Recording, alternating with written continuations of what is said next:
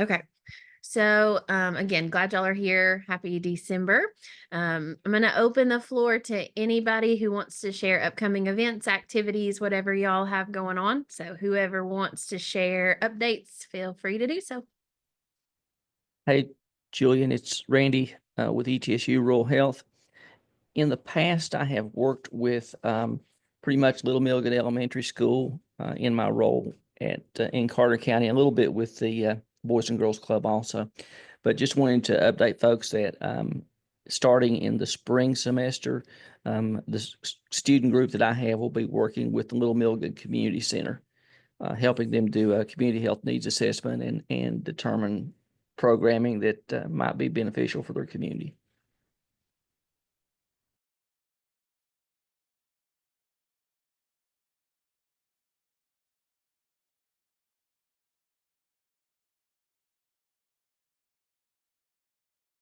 Hey everyone, my name is Corey Johnson. I'm the Northeast Regional Director for the Tennessee Suicide Prevention Network.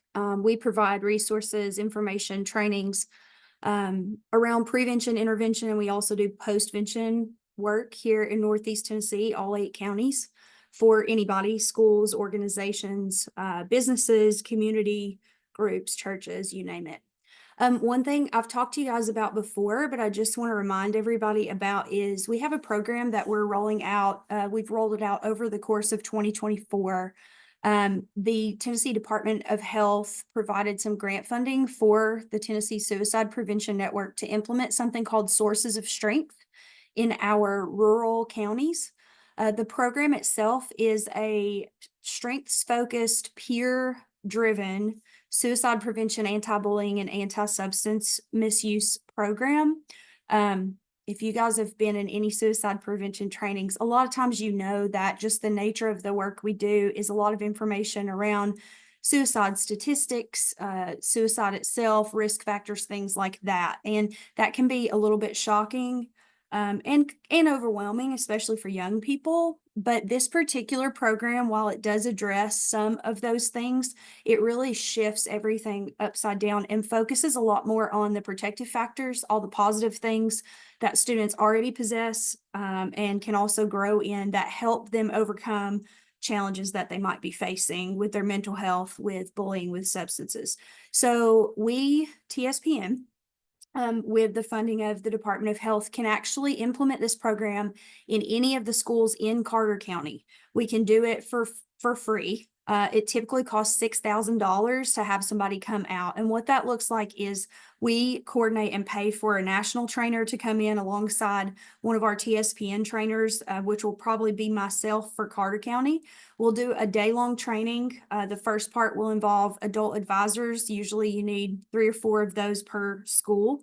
And then we'll gather the adult advisors and the peer leaders, which are going to be students hand-selected from your school, to do the training. The program itself really just looks like students gathering with these adults, going through curriculum that's laid out day by day by sources of strength, sorry. And then the students would actually brainstorm, get creative, and come up with campaigns that they promote within their school. It's a really cool program. We have enough funding to provide that for 5 more schools. And when I say schools, that could be 5 separate schools in Carter County or Elizabethton City School District. So if any of you guys know of a school that might be interested, we could set up a time to talk. I could share more with whoever needs to hear about it, and then we could get you guys on that list. I've got 2 schools that are interested already in our region, so I'm just trying to push it out there so that we can, I mean, I'd love for Northeast Tennessee to gain all these funds, just being honest. So let me know. My email's in the chat if you're interested.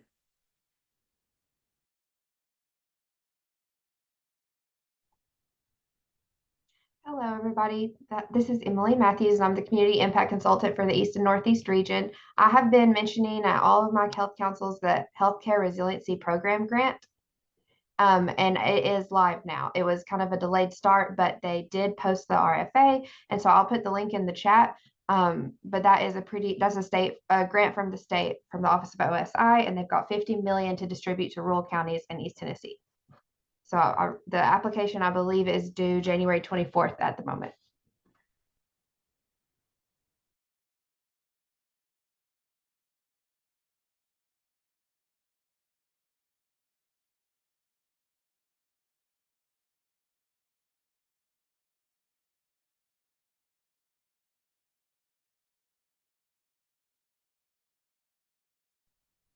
Hey, it's Jennifer with Action Recovery Resource Center. I've already dropped in the chat. We are having our open house for our new office in Mountain City on December 13th from 12 to 4. Would love to have as many come out as they can.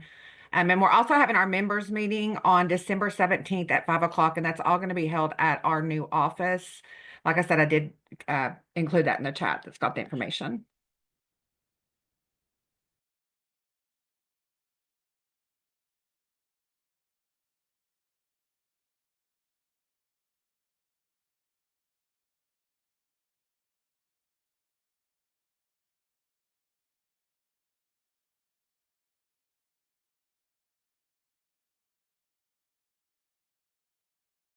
Anybody else have updates before we move on?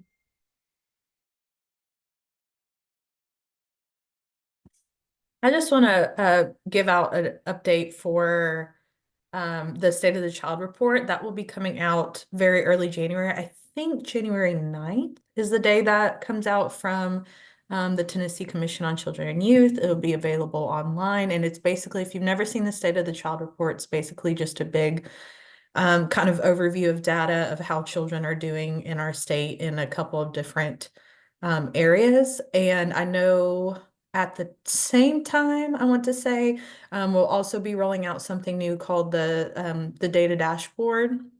So traditionally, all that data was available on the Casey Foundation website, and now it's going to be available on our website, and it's going to be a lot more interactive. There's going to be graphs you can look at, you can compare different counties, or you can compare a state by different states, and all kinds of really cool data points that if you write grants or if you're just curious about how your region is doing, you can do that. So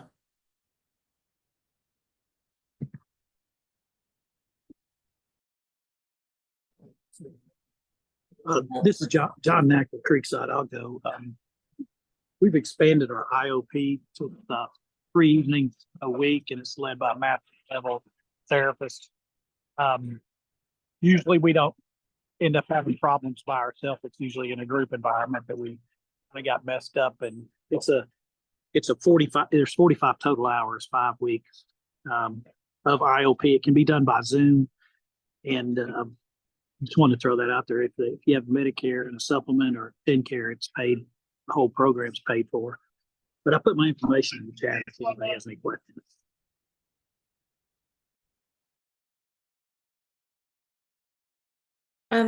I'm Dawn Tipton. I'm filling in for Dr. Karen Sketsina and I'm with ETSU Pediatrics. She just wanted me to talk about the pediatric clinic that we have in Johnson or in Carter County. We also have one in Johnson City. We accept all insurances. They have expanded behavioral health services in the clinic for every day during the week so that we can help facilitate any immediate needs with families and or moms and children. And we offer nutrition and lactation services as well. And we have a baby steps clinic that serves our prenatal substance exposed kids and their families.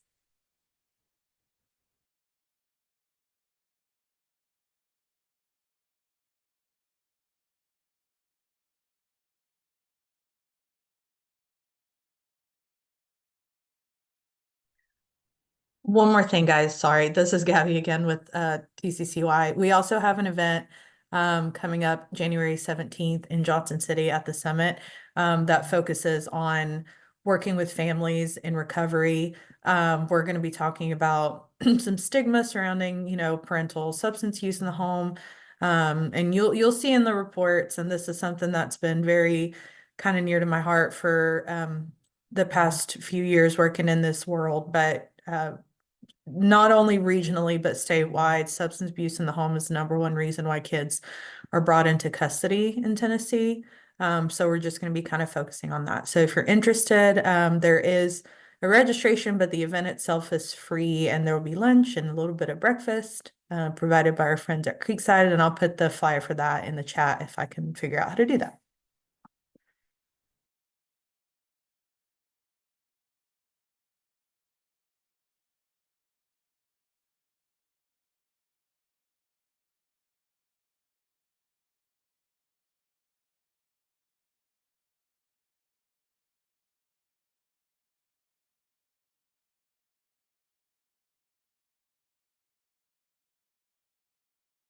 All right, thanks everybody. I also put a few things in the chat that Carter County Drug Prevention has going on. If y'all want to scroll up a little bit, we do have a community Narcan training coming up on December 10th at the Boys and Girls Club. So there is a link for that. We are doing a stuffed animal adoption event, think like Build-A-Bear, Carter County Drug Prevention version, at the library on the 21st. And so please share that to any folks who would like to come. It's totally free. Just adopt your little animal and they get to make a collar and a box and all the cool things. And so that's coming up. And then we also in January have a couple things coming up. The mayor of Knoxville, Glenn Jacobs, is coming in to do a community collaboration forum with us.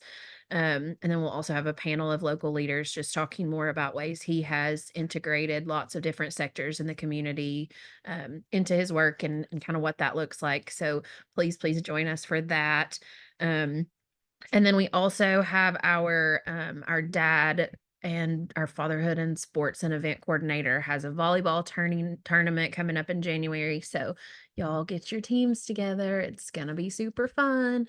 And so I put the link to the volleyball tournament in that too. And then I'm also gonna add just a flyer about the dad support group that meets every Thursday night at the office, and any dads are welcome to come to that. And then also along with that, we have our dad closet. And that is made as a resource for dads who don't maybe have their kids all the time, but are getting visitation or going to have their kids with them. And there are, sorry, y'all, my texts are going crazy.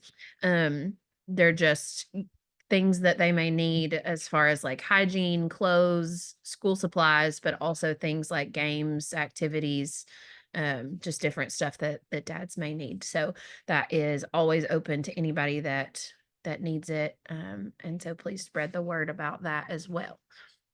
Anybody else have an update or anything they want to share before we go into our speaker?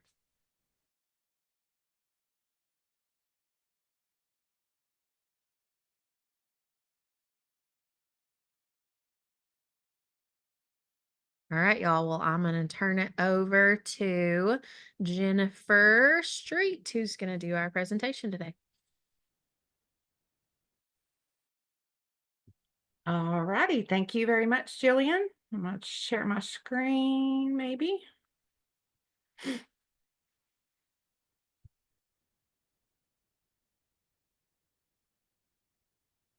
Can you all see that?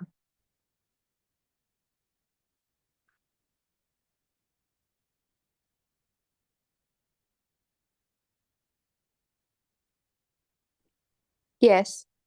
Okay, perfect. Okay, so we're going to go over the trauma-informed care training. I'm not going to have y'all do that. My name is Jennifer Street, and I'm the Hybrid Lifeline Coordinator for Carter and Johnson counties. I'm also a certified peer recovery specialist and a recovery coach, which is just a fancy way of saying that I have lived experience. So I hope y'all enjoy this. So first of all, understanding trauma. Some things that is really important to remember is the phrase, what happened to you, rather than what's wrong with you. It's a central trauma-informed approach, and it emphasizes empathy, understanding, compassion when addressing someone's struggles. And some key things to remember when applying this mindset is trauma is often invisible. The effects are sometimes hidden, so asking what happened to you allows for a deeper exploration of experiences that may have shaped a person's reactions or emotions.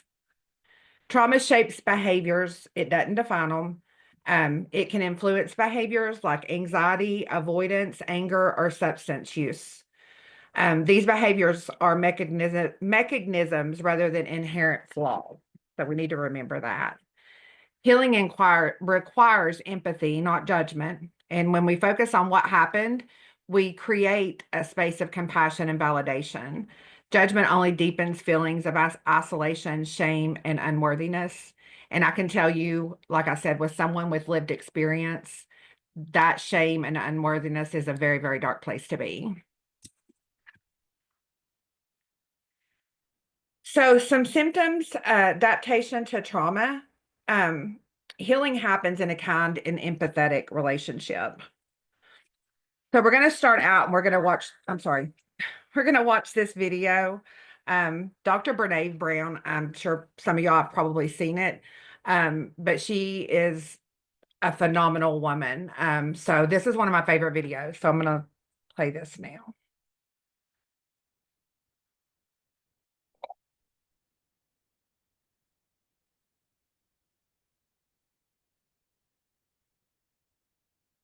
So what is empathy and why is it very different than sympathy? Empathy fuels connection. Sympathy drives disconnection. Empathy, it's very interesting. Teresa Wiseman is a nursing scholar who studied professions, very diverse professions where empathy is relevant, and came up with 4 qualities of empathy. Perspective taking, the ability to take the perspective of another person or recognize their perspective as their truth. Staying out of judgment, not easy when you enjoy it as much as most of us do. Recognizing emotion in other people and then communicating that. Empathy is feeling with people. And to me, I always think of empathy as this kind of sacred space when someone's kind of in a deep hole and they shout out from the bottom and they say, I'm stuck, it's dark, I'm overwhelmed. And then we look and we say, hey, climb down. I know what it's like down here and you're not alone. Sympathy is, ooh, it's bad, no, you want a sandwich? Empathy is a choice, and it's a vulnerable choice, because in order to connect with you, I have to connect with something in myself that knows that feeling. Rarely, if ever, does an empathic response begin with at least. Yeah. And we do it all the time, because you know what? Someone just shared something with us that's incredibly painful, and we're trying to silver lining it. I don't think that's a verb, but I'm using it as one. We're trying to put the silver lining around it. So I had a miscarriage. At least you know you can get pregnant. I think my marriage is falling apart. At least you have a marriage. John's getting kicked out of school. At least Sarah is an A student. But one of the things we do sometimes in the face of very difficult conversations is we try to make things better. If I share something with you that's very difficult, I'd rather you say, I don't even know what to say right now. I'm just so glad you told me. Because the truth is, rarely can a response make something better. What makes something better is connection.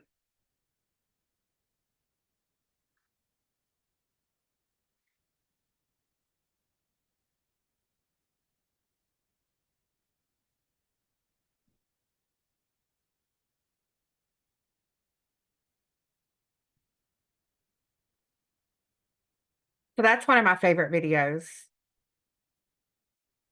So empathy is feeling with people. It's the ability to understand and share the feelings with another person. It helps to foster compassion and meaningful human connections.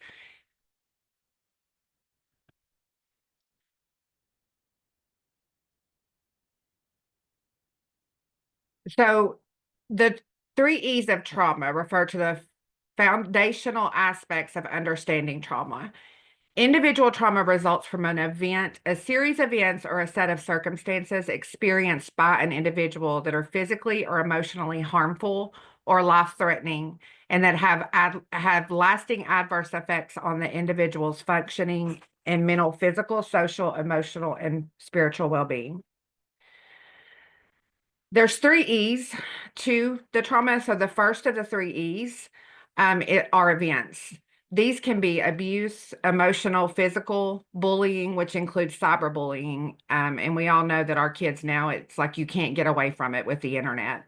It can be chronic stressors like poverty, racism, having a family member with substance use disorder, the loss of someone, abandonment and neglect, separation, natural disaster, and we're all living this right now. The trauma effects that from this hurricane are devastating. And it's the event that initiates the trauma response.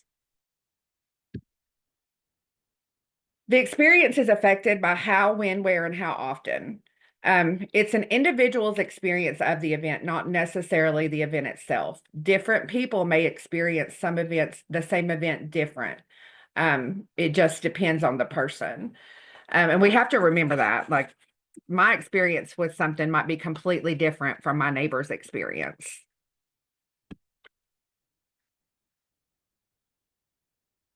Our experiences are shaped by their unique perspectives, and how the person experiences the trauma plays a critical role in the impact that it has. The second is of the E is the effects. The effects refer to the lasting psychological, emotional, and physical consequences. The effect of trauma on an individual can be conceptualized as a normal response to an abnormal situation. We don't see things the way they are. We see things the way that we are. Sorry, I didn't mean to do that. Survival mode is supposed to be a phase. It's not supposed to stay, but that's a lot of times what happens. The physical reactions to trauma can be all sorts of different things. They can be sweating, changing your sleep patterns, increased use of substance. These are normal reactions to abnormal events. So think of these as adaptations instead of symptoms. So we're just adapting ourselves to react to something, or to, I guess, live with something. Really, when you put it that, you think about it, it's we are adapting ourselves to live with a situation.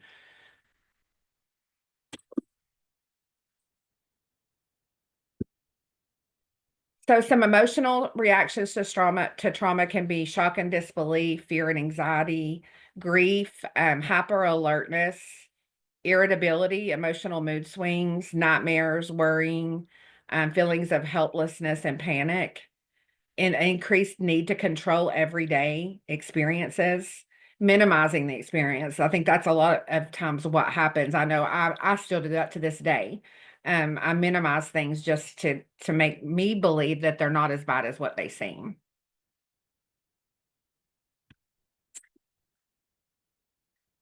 So brain development, hold on, yeah, my computer's freezing. Okay. Brain development has a bottom-up organization. The bottom controls the most simple functions like respiration and heart rate and blood pressure. The top areas control the more complex functions like thinking and regulating emotions. So at birth, the brain is underdeveloped. Not all of the areas are organized and fully functional. During childhood, the brain matures and the brain-related capabilities develop in sequence. So like we walk, or we crawl before we walk, we babble before we talk. The process of sequential development is guided by experience, and the brain develops and modifies itself in response to the experience. So we're going to watch this video. It's real short, I promise. A child's experiences during the earliest years of life have a lasting impact on the architecture of the developing brain. Genes provide the basic blueprint, but experiences shape the process that determines whether a child's brain will provide a strong or weak foundation for all future learning, behavior, and health. During this important period of brain development, billions of brain cells called neurons send electrical signals to communicate with each other. These connections form circuits that become the basic foundation of brain architecture. Circuits and connections proliferate at a rapid pace and are reinforced through repeated use. Our experiences and environment dictate which circuits and connections get more use. Connections that are used more grow stronger and more permanent. Meanwhile, connections that are used less fade away through a normal process called pruning. Well-used circuits create lightning-fast pathways for neural signals to travel across regions of the brain. Simple circuits form first, providing a foundation for more complex circuits to build on later.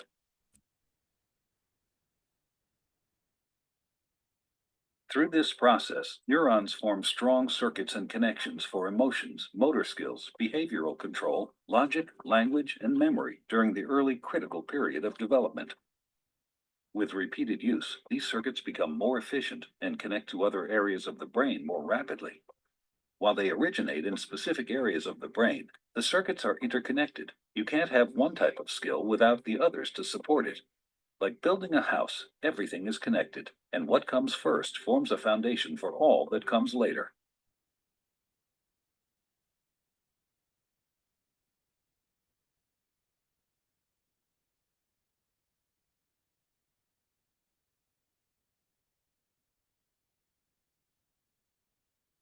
Okay, there's a couple of videos that we're gonna watch about the brain. They're all really, I think there's 3, and they're all really, really quick. So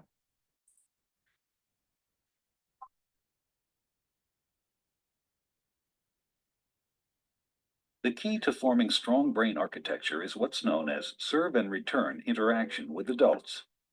In this developmental game, new neural connections form in the brain as young children instinctively serve through babbling, facial expressions, and gestures. And adults return the serve, responding in a very directed, meaningful way.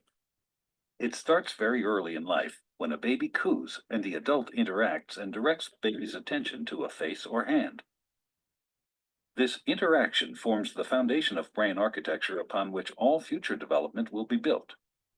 It helps create neural connections between all the different areas of the brain, building the emotional and cognitive skills children need in life. For example, here's how it works for literacy and language skills. When the baby sees an object, the adult says its name. This makes connections in the baby's brain between particular sounds and their corresponding objects. Later, adults show young children that those objects and sounds can also be represented by marks on a page.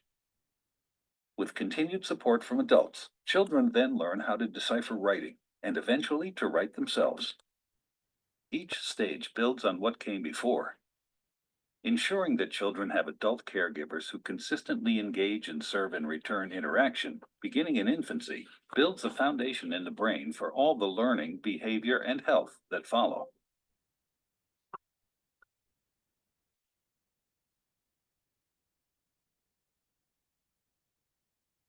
and I think one more.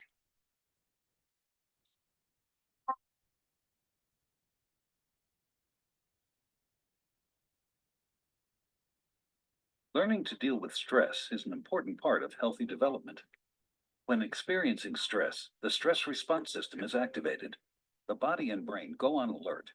There's an adrenaline rush, increased heart rate, and an increase in stress hormone levels. When the stress is relieved after a short time, or a young child receives support from caring adults, the stress response winds down and the body quickly returns to normal. In severe situations, such as ongoing abuse and neglect, where there is no caring adult to act as a buffer against the stress response stays activated. Even when there is no apparent physical harm, the extended absence of response from adults can activate the stress response system. Constant activation of the stress response overloads developing systems, with serious, lifelong consequences for the child. This is known as toxic stress. Over time, this results in a stress response system set permanently on high alert. In the areas of the brain dedicated to learning and reasoning, the neural connections that comprise brain architecture are weaker and fewer in number. Science shows that the prolonged activation of stress hormones in early childhood can actually reduce neural connections in these important areas of the brain at just the time when they should be growing new ones. Toxic stress can be avoided if we ensure that the environments in which children grow and develop are nurturing, stable, and engaging.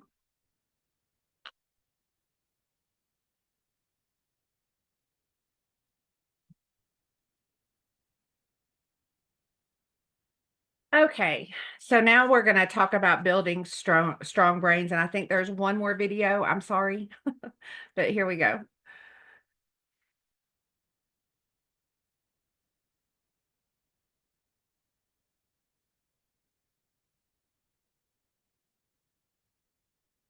Tells us that the experiences we have in the first years of our lives actually affect the physical architecture of the developing brain.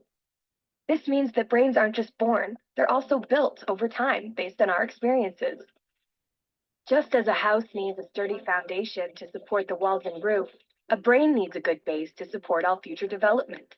Positive interactions between young children and their caregivers literally build the architecture of the developing brain.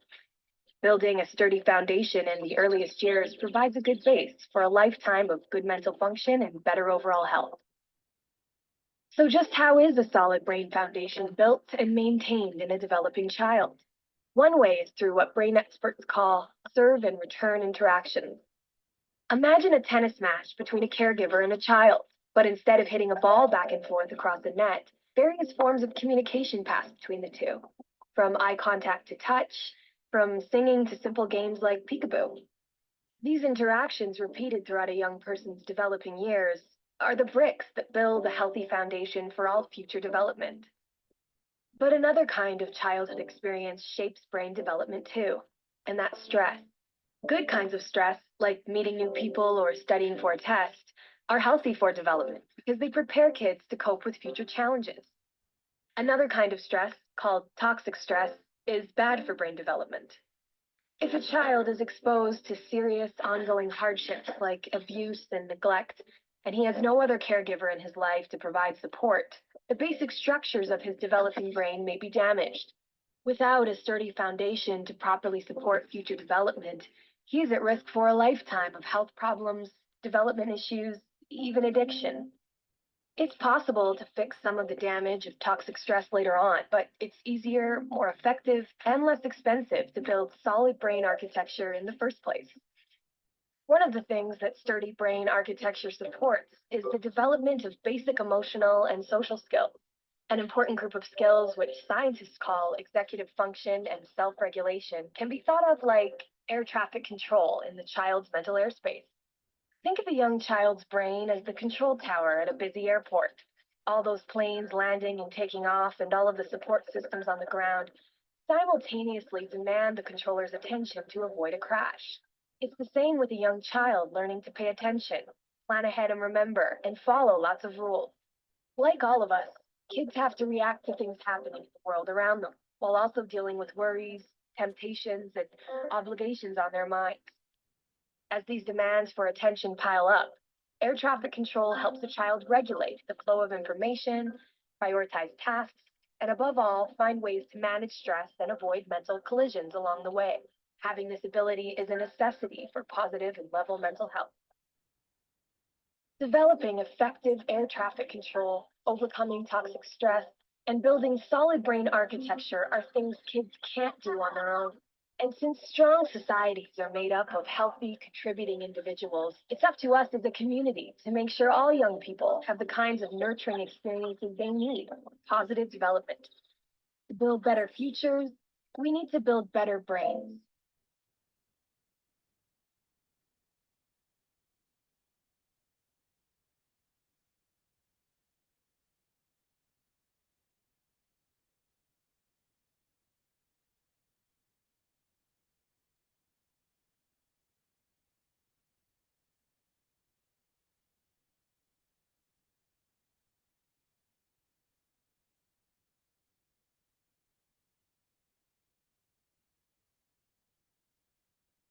Okay, so we're going to talk about degrees of stress. So there's positive, which is a brief, I'm sorry, positive, I'm sorry, y'all, if y'all hear anything, my cat is going crazy in the background.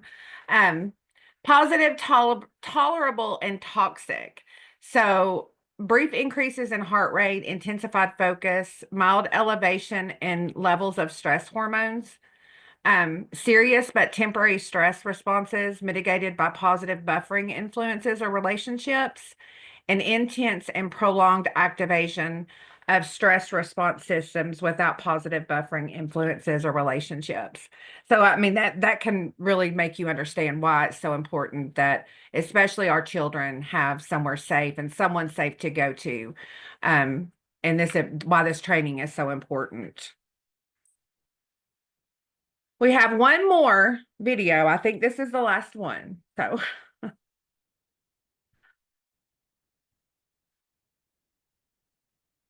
positive mental health is an important part of every child's successful development. Children's mental health shapes the way they're able to function, which includes things like how they socialize, how they learn, and how well they're positioned to meet their potential. Thinking about child mental health is like thinking about the levelness of a table. The levelness of a table is what makes the table able to function, just like the mental health of a child is what enables him or her to function and develop positively. We know that some children's brains develop on floors that are level. Developing on an even and level floor comes from having supportive relationships, access to nutritious foods, and quality health care, and growing up in a community where there are opportunities to play, learn, and develop skills. For other children, brain development happens on more sloped or slanted floors. This kind of unevenness or instability comes from being exposed to abuse or violence, having unreliable or unsupportive relationships, or lacking access to programs and resources that help support positive development.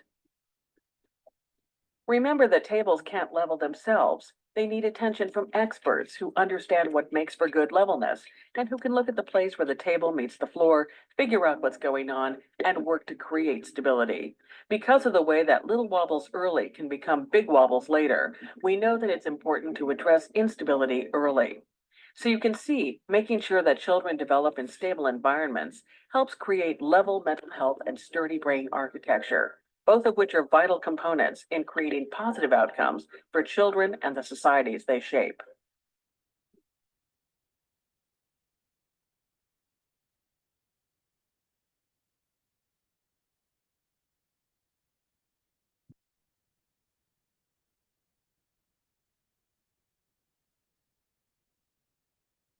Okay, so if we look at the pyramid, this is the mechanism by which ACEs or adverse childhood experience influence health and well-being throughout the lifespan.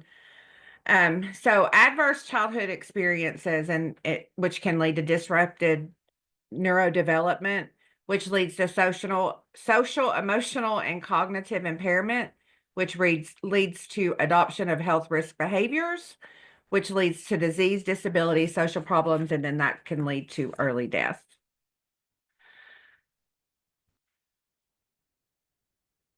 Trauma prevalence in children. So 71% of children are exposed to violence each year. 3 million children are maltreated or neglected. 3.5 million children witness violence against their mother. 1 in 4 girls and 1 in 6 boys are sexually abused before adulthood, and 94% of children in the juvenile justice setting have experienced trauma. Why focus on trauma in children? Because child abuse has been called the gravest and most costly public health issue in the U.S. Every child has the right to, honestly, to feel safe and loved. And one reason is that it does predict.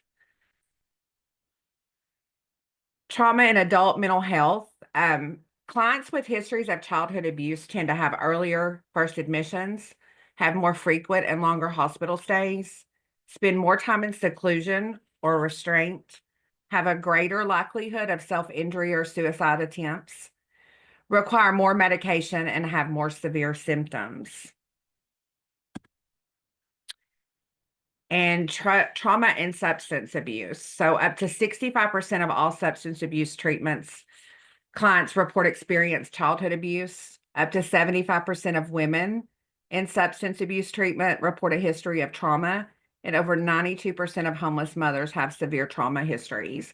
And I can tell you without even questioning, I would say probably 90% of the people that I deal with on a daily basis have all of that.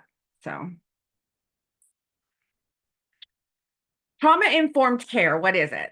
So it's a strategy mindset approach that encourages service providers to be aware of the recipient's need for psychological and emotional as well as physical needs. It approaches recipients from a perspective of empathy and not blame for life issues that may result or response to a trauma. Treat service users as equal valued human beings and acknowledge trauma and encourage open discussion of trauma to the extent the service user wishes to be open. And that's something that we need to always keep in mind. We don't want to force anyone to talk about anything they're not ready to talk about. Trauma-informed services. It focuses on understanding the whole individual and context of his or her life experience. It's infused with knowledge about the roles that violence and victimization plays in the lives of survivors, designated to minimize the possibility of victimization or re-victimization. Hospitable and engaging for survivors. It's designed to facilitate recovery, growth, resilience, and healing. And it's respectful of a survivor's choice and control over his or her own recovery. So that's all. I hope that it's helped y'all understand how critical the trauma-informed care approach is, and that the more we learn about the effects, the better equipped we are to respond. And if you all would please scan the code and do the survey for me.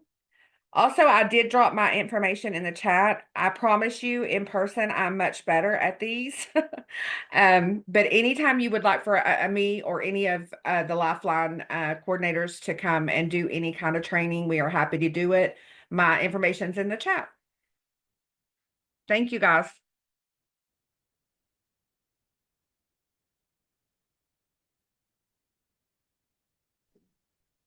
Thank you, Jennifer. Appreciate you doing training. Any questions for her before we move on?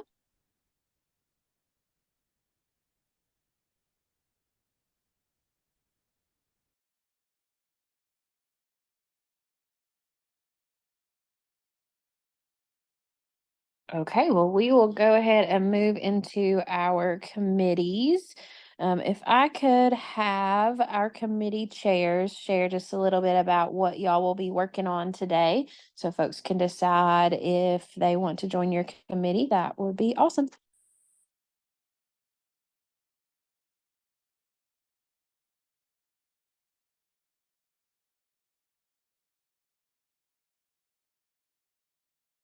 This is Gabby with Committee B. So we're going to be working on the mental health part of our initiatives that we had discussed, and we've got some updates for some material that we got for suicide prevention to hand out and things like that. So we'll just be following up on that.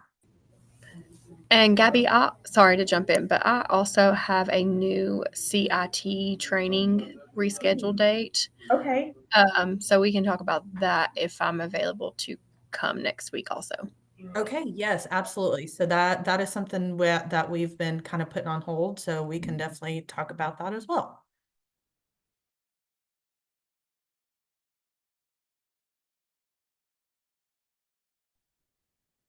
Somebody from Committee C, share what y'all are going to be working on today.